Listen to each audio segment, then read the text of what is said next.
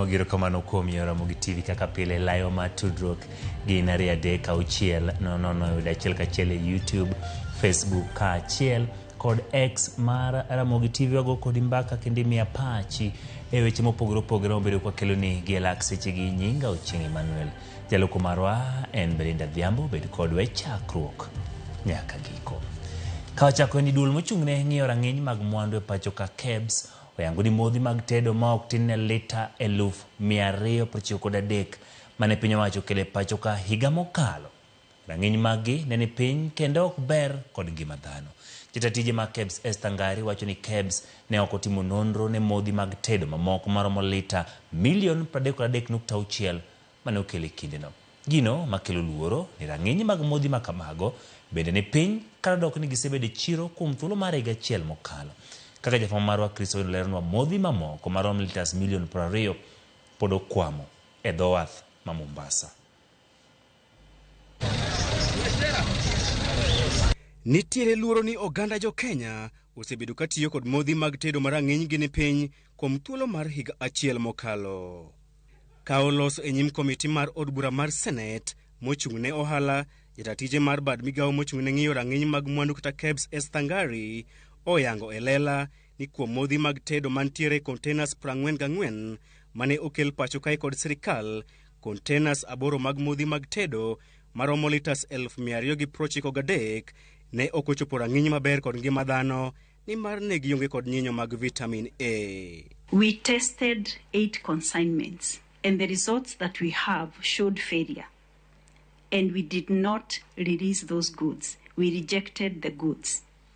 The results indicated insufficient levels of vitamin A in the final product. They did not contain sufficient amount of vitamin A as prescribed by the standard. They are substandard. But there are 73 consignments in total. In the 44 consignments, you took samples, 8 samples from them.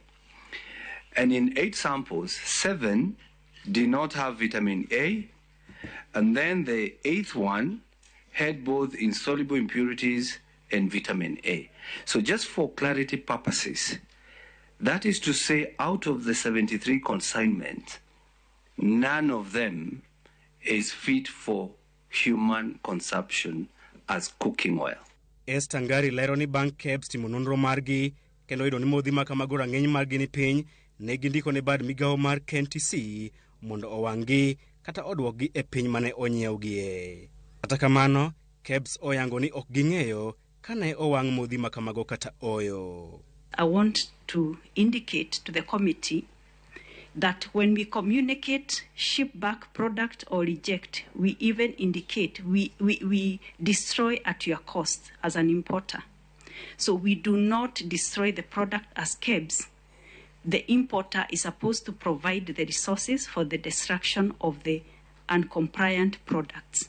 Ngari bende onyiso komitino ni KEBS ne otimo nonro ewi containers 8 kende kuom containers duto 44 ka olero ni ok onyal yango ka modhi mag containers mamoko 36 maromo litas 32,000,000 ni rang'iny maber kata oyo.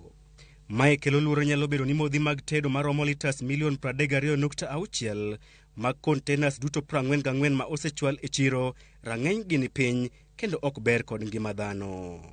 A normal situation, once goods arrive in the country with a certificate of conformity, we do not intervene and do sampling.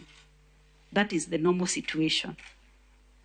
We release the product based on the certificate of conformity. You want to tell us that the others which were out there were to just be released to KNTC and be supplied to Kenyans without you following up to know this was part of that consignment and you can do nothing about that? Wich bar machielo en ni containers mamoko maromo 29 mag modhi mag tedo pod okwamo dho wath ma Mombasa higa achiel nyaka ne kel gi pacho kae bang' wek kembego rem chwalo obok duto madwarore. Maling'ling mar wayango ni modhi ma kamago nyalo kethore bang' higa achiel e gwenge man kod liet mamalo kaka Mombasa.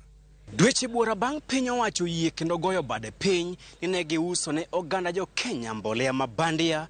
Piny owacho kendo ogo bade piny ni ne giuso ne oganda jo Kenya modhi mag tedo marang'iny mag ni piny maromo litas 20,000,000. Chris Owino, Ramogi TV, KCC, Nairobi.